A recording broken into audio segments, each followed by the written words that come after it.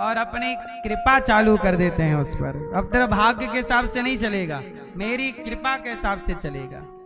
इसलिए हमारे श्री महाबली यादव जी, श्रीमती इंद्रावती यादव जी, हमारी मैया, आपकी बेटी अनीता जी, श्री रविशंकर यादव जी, मनीषा जी, विचेंद्र यादव जी, अंजू और अजय यादव जी, आपने भागवत सुनी सब परिवार बेटियों के सहित छोटे छोटे बच्चों के साथ।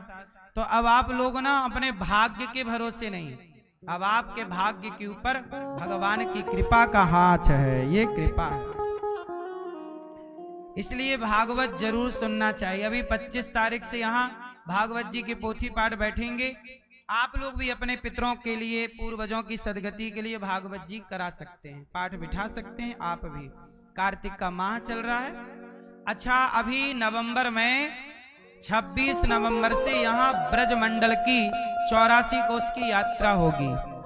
भगवान ने सारे तीर्थों का ब्रजमंडल में ही आवाहन किया, और भगवान ने सारे तीर्थों का जब आवाहन यहाँ किया तो भगवान ने ब्रजमंडल को ही तीर्थों का एक केंद्र बना दिया कि कोई यदि सारे तीर्थों का दरस परस ना कर पाए तो केवल ब्रजमंडल की 84 कोस की परिक्रमा कर लेने से संपूर्ण तीर्थों की परिक्रमा और दर्शन करने का फल प्राप्त हो जाएगा। तो 26 नवंबर से ये दास अनिरुद्ध आपको 84 कोस की यात्रा में ले चलेगा। गाड़ियों के साथ, गाड़ियों में चलेंगे। 7 दिन यहाँ रहना खाना आपका सब कुछ होगा। यदि आप चलना चाहें तो आप चल सकते हैं, नाम लिखा लीजिएगा। बड़ा आनंद आएगा। 7 दिन अपने माँ बाप के साथ आए, आप भी आए, अपने माँ बाप को तीर्थ यात्रा करा सकते हैं तो कराइएगा। हमारे श्री महाबली यादव जी विष्णुनगर चैम्बूर मुंबई से आप आए हैं और प्रेम से कथा सुन रहे हैं, और आप सभी भी जुड़े हैं इस कथा से और अपने जीवन को कृतार्थ कर रहे हैं। अच्छा लग रहा है सबको? प्रिय भक्तों, कहाँ चले 84 कोस की यात्रा में? नहीं, ठीक है भगवान।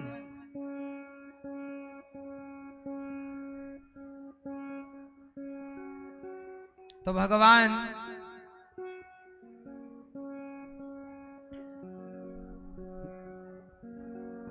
कृष्ण को लेने के लिए आज अक्रूर जी महाराज आए। कौन आए?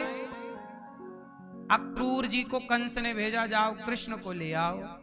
जब गोपियों ने सुना कि कृष्ण जा रहे हैं, जरा सोचो कि बेटी विदा होती है तो घर का माहौल कैसा होता है। जिस वृंदावन से जगत के पालनहार विदा हो रहे होंगे, वहां पे उनकी माँ, उनके पिता नंद बाबा और उनकी गोपियों की क्या हालत रही होगी। सारी गोपियां रथ के आगे खड़ी हो गई, कन्हैया जाना है तो जरूर जाना, परंतु ये रथ के पहिए हमारे ऊपर से लेकर जाना। तुम चले जाओगी तो हम यहाँ किसके लिए जिएंगी? हमें पहले मार दो, फिर तुम चले जाना।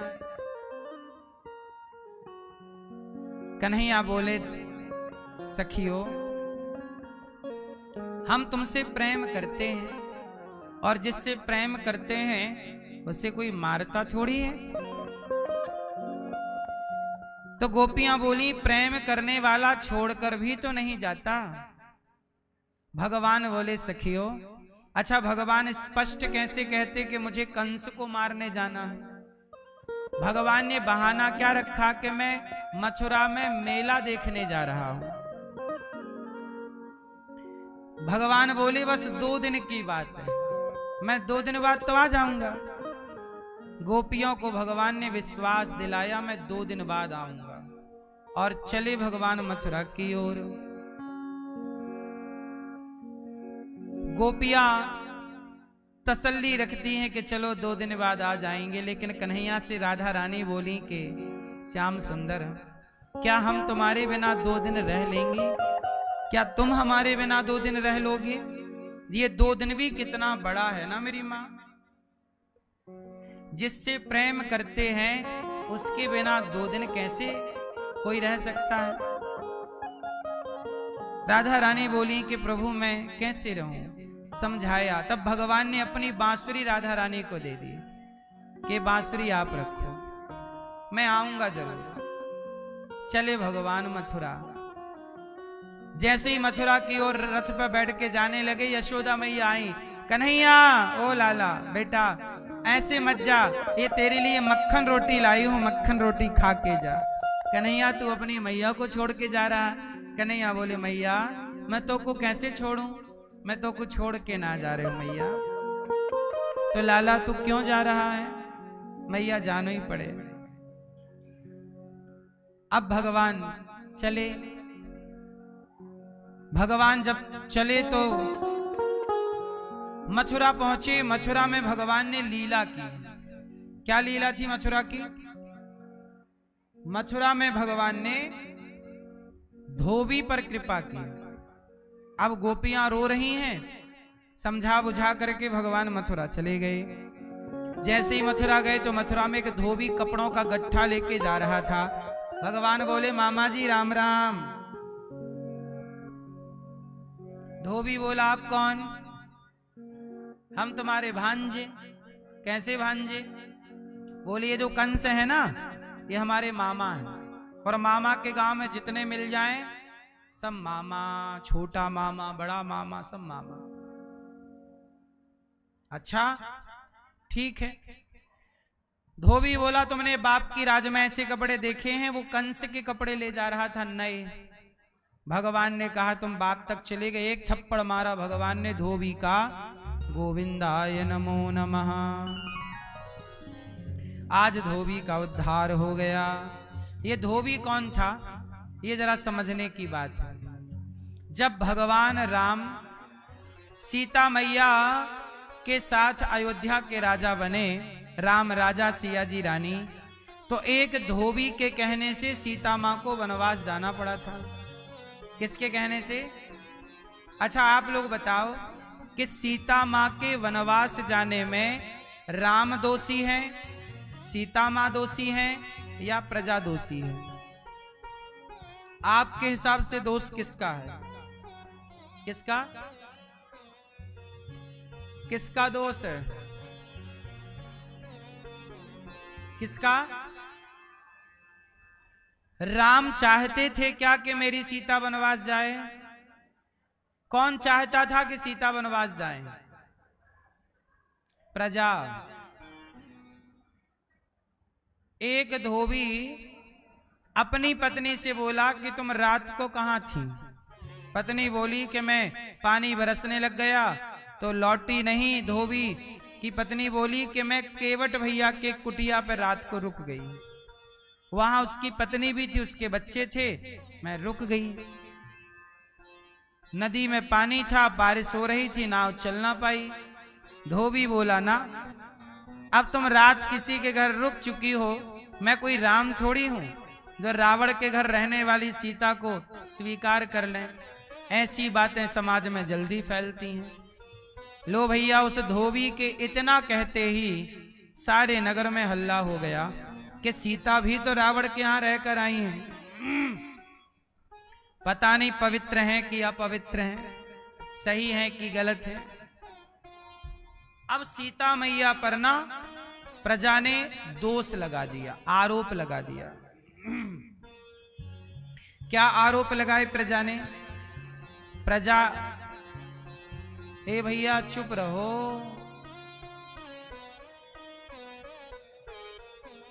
प्रजा ने क्या आरोप लगाया कि रावण के यहां रही है सीता, पता नहीं पवित्र है कि अपवित्र है। देखो सीता मां के चरित्र पर उंगली उठा दी लोगों ने, राम ने नहीं उंगली उठाई।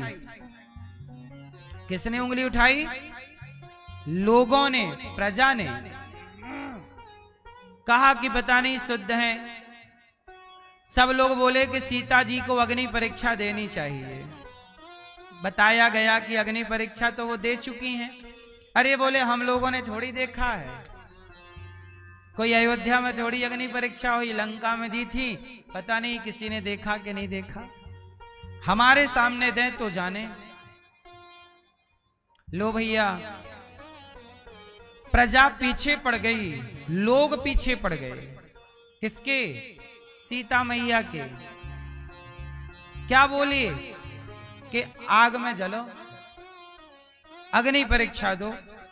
सीता मैया चाहती तो अग्नि परीक्षा तुरंत दे सकती थी, पर सीता मैया बोली कि जो लोग मुझ पर संदेह कर रहे हैं, अब ऐसे लोगों के साथ मुझे रहना नहीं है।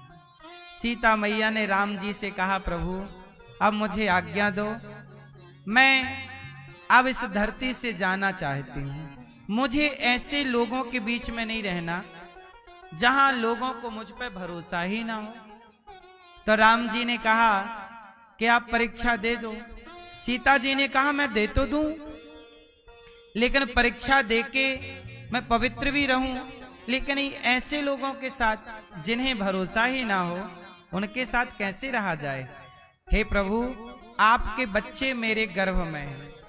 मैं चाहती हूं कि पहले इन बच्चों को मैं जन्म दे दूं, इन बच्चों को पालकर आपको सौंप दूं, फिर मैं परीक्षा दे करके इनको बता भी दूं, और अब मैं अपनी लीला पूरी करके जाऊं। तब तक मैं कहां रहूं, तो आप मुझे ऋषि के आश्रम में भेज दीजिए। सीता मां ने खुद कहा कि हे प्रभु, आप मुझे महर्षि वाल्मीकि जी के आश्रम में भेज दो, ताकि मेरे बच्चे संतों के आश्रम में रहेंगे तो संतों वाले संस्कार मेरे बच्चों को प्राप्त होंगे। लक्ष्मण जी ले गए और सीता मैया को वाल्मीकि जी के आश्रम में छोड़ करके आ गए। अब यहाँ एक छोटा सा सवाल ये है कि राम जी ने प्रजा की बात सुनकर अपनी पत्नी को वनवास क्यों जाने दिया? एक बात बताओ, राम जी सिर्फ पति होते तो किसी के कहने से अपनी पत्नी को वनवास ना भेजते, लेकिन राम जी का राजा है और राजा का धर्म होता है कि वो प्रजा की बात सुने, और प्रजा पीछे पड़ी है। हाँ या ना? अब जैसे आपने अभी नेपाल में देखा, नेपाल में क्या हुआ, प्रजा ने विद्रोह कर दिया तो राजा को भागना पड़ा कि नहीं? इसलिए राजा कभी स्वतंत्र नहीं होता, राजा हमेशा प्रजा के अधीन होता है। राम भी एक राजा है और राजा का धर्म है कि वो प्रजा की बात, जब नेपाल की प्रजा की बात नहीं सुनी गई तो वहां की प्रजा ने विद्रोह कर दिया। इसलिए राजा का राज धर्म है कि वो अपने प्रजा की बात सुने। तो राम ने प्रजा की बात सुनी और प्रजा के कहने से सीता मैया को वनवास भेज दिया। अब मुझे आप लोग बस इतना बताओ कि राम का दोष है कि नहीं? जोर से, है कि नहीं? क्यों है? राम का दोष है? यदि राम का दोष है तो आप ये भी बताओ कि राम का दोष क्या है? क्या राजा होना दोष था? क्या प्रजा की बात सुनना दोष था? या गर्भवती स्त्री की इच्छा पूरी करना दोष था? राम की पत्नी माता सीता की इच्छा ही थी कि मेरे बच्चे संतों के यहाँ जन्म लेंगे तो संतों वाले संस्कार पाएंगे। सीता मैया ने लवकुश को जन्म दिया, लवकुश को राम के हाथों सौंपा पढ़ा लिखा कर, और आखिरी में पृथ्वी माँ से कहा, हे माँ अब मुझे अपनी गोद में जगह दो। यदि मैं अग्नि की तरह और गंगा जल की तरह पवित्र हूँ, राम के सिवा मैंने किसी पुरुष के बारे में चिंतन सोचा भी ना हो, तो हे पृथ्वी माँ मुझे अपनी गोद में जगह दे दो। पृथ्वी माँ फटी और माँ उस पृथ्वी माँ की गोद में बैठ करके धरती में समा गई। अब प्रजा चिल्ला रही है, माँ क्षमा करो, आप पवित्र हो, हमें बड़ी गलती हो गई। सीता मैया बोली, चलो आपको क्षमा तो कर दिया, लेकिन आपने एक बार भी नहीं सोचा कि आप अपनी माता को, राजा पिता होता है और रानी माँ होती है, आपने अपनी माँ पे लांछन लगाया, एक बार भी नहीं सोचा आप लोगों ने। लेकिन अब मुझे ऐसे लोगों के साथ नहीं रहना जिन लोगों का मुझ पर भरोसा नहीं है।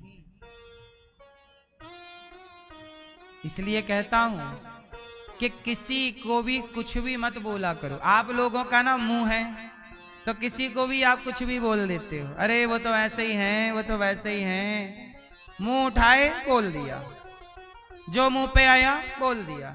ना साहब, याद रखिएगा कि आपने जो बोला है एक एक शब्द का हिसाब ईश्वर की डायरी में है। भगवान आपसे बोलेंगे, पूछेंगे कि आपने इस व्यक्ति को ऐसा क्यों बोला, आपने इसे मिथ्या दोष क्यों लगाया, क्यों इसका चरित्र हनन किया आपने, क्यों बोला। सब मुंह दिया है ईश्वर ने, यही तो जो अपने मुंह का दुरुपयोग करते हैं अगले जन्म में गूंगे होते हैं। आपका मुंह है तो कुछ भी बोलोगे, फिर भगवान ने गूंगे क्यों बनाए? इसलिए मुंह दिया है ना, ठीक ठीक बोला करो, कुछ भी ना बोला करो। कंट्रोल। किसी भी महिला को आपने कुछ भी बोल दिया, आरोप लगा दिया, किसी भी पुरुष को आपने आरोप लगा दिया। कई बार आप झूठी आरोप लगा देते हैं, अरे ये महिला अच्छी है कि नहीं, ये पुरुष अच्छा है कि नहीं, उसके चरित्र पर आरोप लगा देते हैं, जबकि जानते नहीं आप उसके बारे में, पर आप बोल रहे हैं। अरे साधु संतों के लिए आप लोग बोलने लग जाते हो, अरे वो तो बाबा जी ऐसे ही हैं, ढोंगी हैं, पाखंडी हैं। क्यों भाई, आपने देखा है क्या? देखा हो तो जरूर आरोप लगाइए, पर आपने देखा नहीं कुछ, जानते भी नहीं हो कुछ, और बस बोल रहे हो। कई बार आप लोग टीवी पे देखते हो, न्यूज पे, और आप सही मान लेते हो। टीवी चैनलों पर भी दिन भर झूठ ही परोसा जाता है, 99% झूठ परोसा जाता है न्यूज चैनलों में, 1% कभी सच दिखता हो तो राम जाने। अभी बताओ, मैं भी ऑस्ट्रेलिया में जब था, अमेरिका में गधा करने गया, तब यहां न्यूज चैनलों ने पूज्य प्रेमानंद जी के लिए और मेरे लिए, हम दोनों को कितना न्यूज चैनल वालों ने टारगेट किया था कि नहीं? बदनाम करने के लिए, परेशान करने के लिए। 1, 2, 3 महीने तक रेगुलर न्यूज चैनलों पे चला है। क्या चला? हमने इतना ही तो बोला था कि लिव इन में रहना गलत है। क्या भारत की संस्कृति लिव इन में रहने की इजाजत देती है? आप लोग बताओ, बोलो। तो हमने यही तो बोला था। अब यही बोला तो न्यूज वालों ने उल्टा सीधा बोला, गाली तक दी हमें, गाली तक दिलवाया लोगों से, और ना जाने क्या क्या न्यूज चैनल वालों ने अपने से चलाया।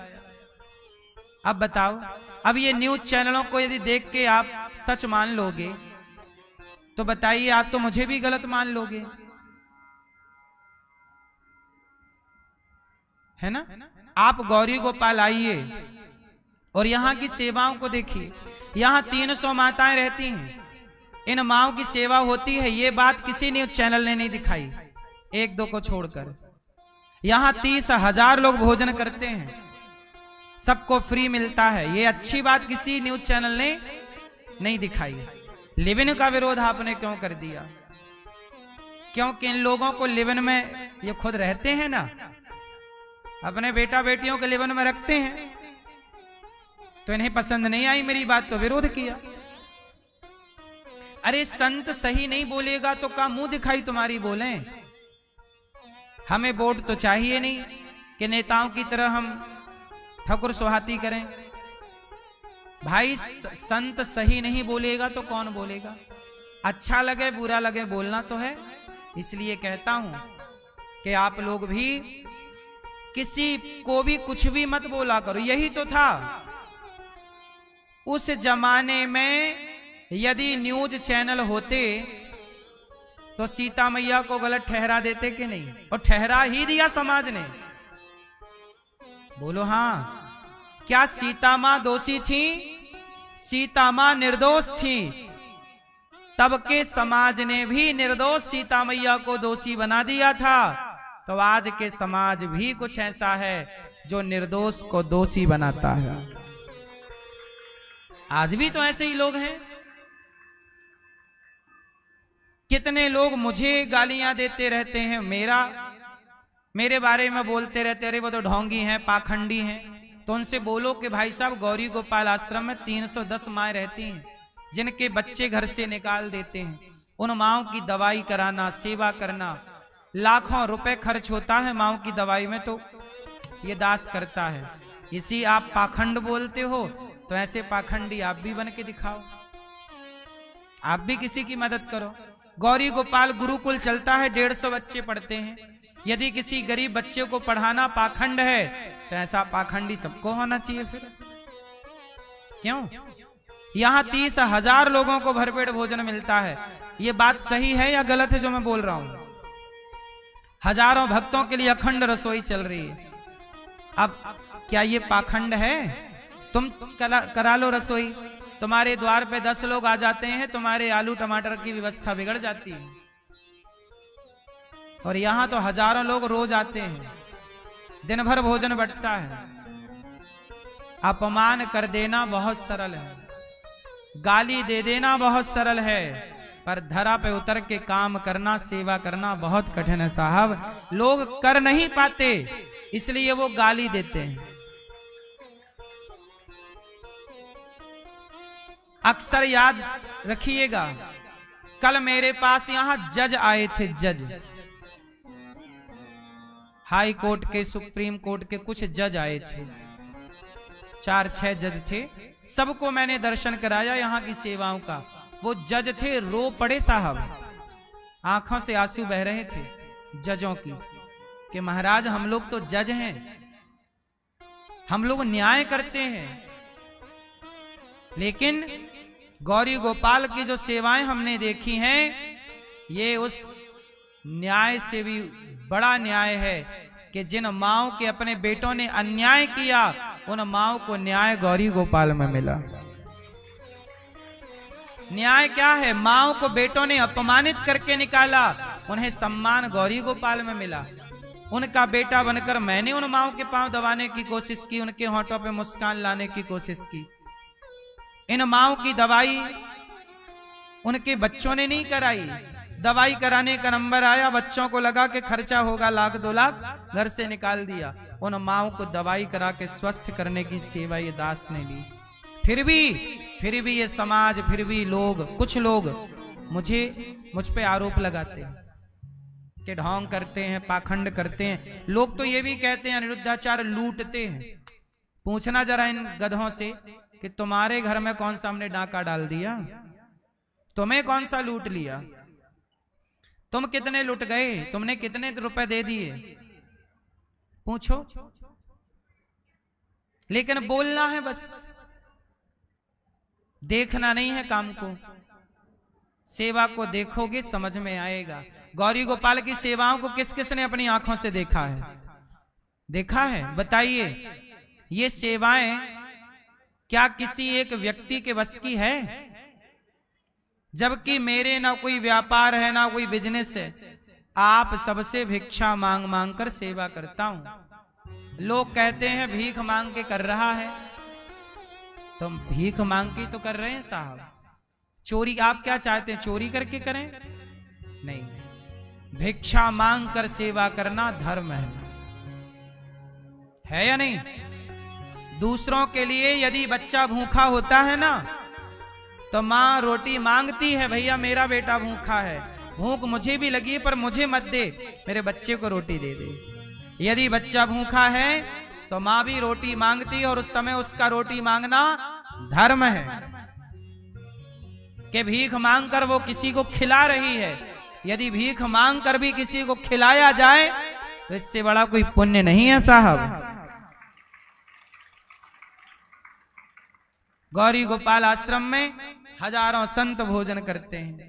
आपसे बस मेरी इतनी विनती है कि आप भी इन सेवाओं से अपने आप को जोड़ें, कमाई का कुछ हिस्सा धर्म से जोड़ें। और जो लोग उल्टी बात करते हैं उन्हें जवाब दिया करो कि भाई यदि ये ढोंग है तो ऐसा ढोंग तुम भी करो, यदि ये पाखंड है तो ऐसा पाखंडी तुम भी बन के दिखाओ।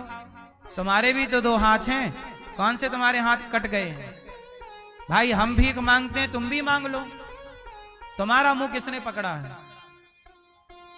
ये दुनिया भीख भी सबको नहीं देती साहब। जब लोग अपनी आंखों से देखते हैं तब सहयोग करते हैं। और हम आपसे कहते हैं कि गौरी गोपाल आओ, अपनी आंखों से यहाँ की सेवा करो, जब सेवा देखकर संतुष्टि मिले तब सहयोग कीजिएगा। इससे बड़ी पारदर्शिता क्या हो सकती है। आजकल लोगों को ऐसा लगता है ना कि भाई हमने दान दिया है, पता नहीं सही जगह खर्च होगा कि नहीं। लेकिन आप बताइए, आप सबका दिया दान गौरी गोपाल में सही यूज हो रहा है इसका कि नहीं हो रहा है? सही उपयोग हो रहा है? आप लोग जितना देते हैं उसका एक एक पाई का सही उपयोग यहाँ माओ की सेवा में, सब सेवाओं में लगता है। इसलिए आप भी अच्छे काम करें। किसी को आरोप लगाने से क्या पाओगे? न्यूज वालों ने पूरी जान लगा दी, कुत्तों की तरह चिल्लाते रहे, पर क्या कर पाए? सांच को वाच नहीं है साहब। हमने कह दिया है कि मैं भाग्य से नहीं कृपा से चल रहा हूं, और जहां ईश्वर की कृपा होती है वहां कुत्ते भौंकते रह जाते हैं। हाथी चला बाजार, कुत्ते लगे। इसलिए हम कुत्तों की परवाह करते ही नहीं। हाँ या ना?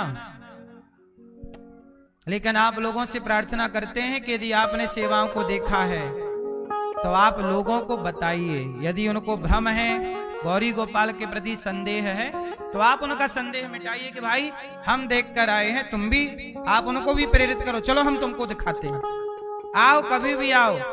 आप कभी भी आएंगे आपको यही सेवा प्राप्त होगी। दिन को आओ, रात को आओ, सर्दी आओ, गर्मी आओ, बारिश आओ, कभी भी आओ, चेक करो। भगवान ने उस धोबी पर कृपा की जिस धोबी के कहने से सीता मैया वनवास गई, और आज वो धोबी अगले जन्म में कृष्ण लीला में कंस का धोबी बना। आज भगवान ने उद्धार किया, सुदामा नाम के माली पर कृपा की। अच्छा, त्रेता युग में एक रावण की बहन थी सूपनखा। वो सूपनखा अगले कृष्ण जन्म में कुब्जा बनी, और कृष्ण ने कुब्जा पर कृपा की, चंदन लिया, कुब्जा की कुबड़ ठीक की, कुब्जा पर कृपा की। भगवान ने चाणूर मुष्टिक को मारा, कंस के बड़े पहलवान चाणूर मुष्टिक को मारा। अब भगवान पापी कंस के बाल पकड़ के दे मुंह पर ढिसुम ढिसुम 3-4 मुठिका मारा, और कंस थर थर थर थर कांपने लग गया। भगवान ने कंस के हाथी को, बलियापीड़ नाम के हाथी का उद्धार कर ही दिया था। कंस को उठाया, पटक दिया। कंस चिल्लाया, प्रभु छोड़ दो, कन्हैया छोड़ दो। भगवान बोले, मामा तुमने मेरी माँ पर, मेरे पिता पर बड़ा अत्याचार किया है, प्रजा पर बड़ा अत्याचार किया, भर गया है पाप घट तेरे पापी, तेरे अत्याचार से, और तुझ पापी का विनाश होगा मेरे कृष्ण अवतार से। तेरे लिए मैं आ गया हूँ। और उठा करके जो पटका और कंस की छाती पर भगवान कूदे। कंस का गोविंदाय नमो नमः। कंस के भाई आए, उनको भी भगवान ने मार मार के गिराया। कंस की पत्नियां रोने लग गई, अस्थि प्राप्ति। भगवान बोले, लो भैया, तुम्हारे पति ने कितने ही महिलाओं को विधवा किया, तब तुम्हें दया ना आई, खुद विधवा हो गई, खुद के पति मर गए तो रो रही हो। भगवान ने अपने पिता वसुदेव जी को, देवकी मां को जेल से मुक्त किया, और कंस के पिता को भी जेल से मुक्त किया। कंस के पिता को ना कंस जेल में बंद कर रखा था। ये कंस किसका बेटा है? कंस के पिता का नाम तो उग्रसेन है। कंस की मां का नाम है पद्मावती। कंस के पिता उग्रसेन, उग्रसेन का विवाह हुआ पद्मावती से। एक दिन की बात है कि पद्मावती जब विवाह होकर आए ना, तो पद्मावती बहुत सुंदर थी। उग्रसेन उनसे बहुत प्रेम करते थे, इनका बड़ा प्रेम था पति पत्नी का। एक दिन क्या हुआ कि पद्मावती के पिता के यहाँ से सूचना आई कि बेटी कुछ समय के लिए आप आ जाओ मायके। तो उग्रसेन को पता चला कि मेरी पत्नी मायके जाने की तैयारी कर रही है। तो उन्होंने रोका कि देवी, हम तुम्हारे बिना रह ना पाएंगे, अभी विवाह के बहुत ज्यादा समय हुआ नहीं, आप हमें छोड़ के मत जाओ। पद्मावती बोली कि मैं जल्दी आ जाऊंगी, पिता याद कर रहे हैं, तो मैं चली जाती हूँ। अच्छा ठीक है, तो इन्होंने भिजवा दिया। अच्छा, मायके जब पद्मावती गई तो वहां पर एक घटना घट गई इनके साथ। पद्मावती अपने मायके में एक दिन एक सरोवर में सखियों के साथ नहा रही थी। वहां से न एक राक्षस गुजरा, उसका नाम था गोभिल। गोभिल नाम का राक्षस। उस राक्षस ने पद्मावती को देखा, बड़ी सुंदर है, तो वो राक्षस था राक्षस, पर वो सब जान गया कि ये किसकी पत्नी है। तो जान गया कि ये मथुरा के राजा की पत्नी है, उग्रसेन की। तो गोभिल नाम के उस राक्षस ने उग्रसेन का रूप बनाया और रूप बना करके चला गया। पद्मावती से बोला, पद्मे आओ। पद्मावती बोली, स्वामी आप यहाँ? हाँ हाँ, तुम्हारे बिना हम रह ना पाए, आ गए। तो पद्मावती को लगा बोल रहे थे कि तुम्हारे बिना कैसे रहेंगे, शायद ये आ गए हो। अच्छा, वो पद्मावती के साथ ना वो राक्षस ने पति का रूप बनाकर इनके साथ कर लिया रमण। और जब रमण किया, दोनों का संबंध बना और पद्मावती हो गई उस राक्षस से गर्भवती। जब गर्भवती हुई तो पद्मावती को कुछ संदेह हुआ कि ये मेरा पति नहीं है। तो जोर से बोला, मूर्ख, कौन तू है? तू है कौन? तू मेरा पति नहीं हो सकता। क्योंकि वो पहचान गई कि उनके शरीर में जो निशान थे वो इसमें नहीं है। कहा कि तू कौन है? कहा, वो राक्षस अपने राक्षस रूप में आ गया कि मैं तो गोभिल हूं, मैं तुझे शाप देती हूं। गोभिल बोला, तू मुझे शाप नहीं दे सकती। क्यों? तूने अपने पति की आज्ञा का उल्लंघन किया है, और जो नारी अपने पति की आज्ञा का उल्लंघन करती है वो शाप देने की अधिकारी थोड़ी होती है। कहकर चला गया। पद्मावती घर गई, पिता को सब बताया। पिता ने कहा कि ठीक है, तुम्हें हमें सब पता है और किसी को मत बताना। पद्मावती आ गई पति के घर मथुरा और उग्रसेन के साथ रहने लगी। और समय पर वही बालक पैदा हुआ। तो वही गोभिल नाम के राक्षस का जो बच्चा पद्मावती से पैदा हुआ वही कहलाया कंस। वही कहलाया कंस। इसलिए उग्रसेन बड़े धर्मात्मा राजा थे। उग्रसेन का परिवार बड़ा धर्मात्मा था, लेकिन उनके घर में यह कंस नाम का बेटा पैदा हुआ। इसने अपने बाप को बंदी बना दिया, बाप की सत्ता ले ली। इतना दुष्ट क्यों दुष्ट हुआ? क्योंकि स्त्री का गर्भ बिगड़ गया। इसलिए कहता हूं कि हमारे यहां लिव इन की परंपरा नहीं है। यदि स्त्री किसी और पुरुष के साथ संबंध बनाती है या पुरुष किसी और स्त्री के साथ संबंध बनाता है, तो आपके घर जो संतान पैदा होगी वो संतान आपका हित ना करेगी, वो आपको कष्ट देने वाली संतान होगी। श्रेष्ठ संतान चाहते हो, जिस संतान से राष्ट्र का भला हो, ऐसी संतान चाहते हो, तो स्त्री और पुरुष जितने पवित्र होंगे उतनी पवित्र विचार वाली संतान प्रकट होगी। यदि आपके विचार बदले, आपकी नियत और नीति बदली, तो उसका पूरा प्रभाव उस बच्चे में होगा। आजकल तो विवाह के पहले 4 लोगों से कुछ लोग संबंध रख लेते हैं, स्त्री पुरुष दोनों, और फिर करते हैं ब्याह। तो अब तुम्हारे पेट में जो बच्चा आएगा वो कैसा होगा? कितने अच्छे संस्कार वाला होगा। इसलिए हमारे यहाँ विवाह भोग विलास के लिए नहीं, श्रेष्ठ संतान की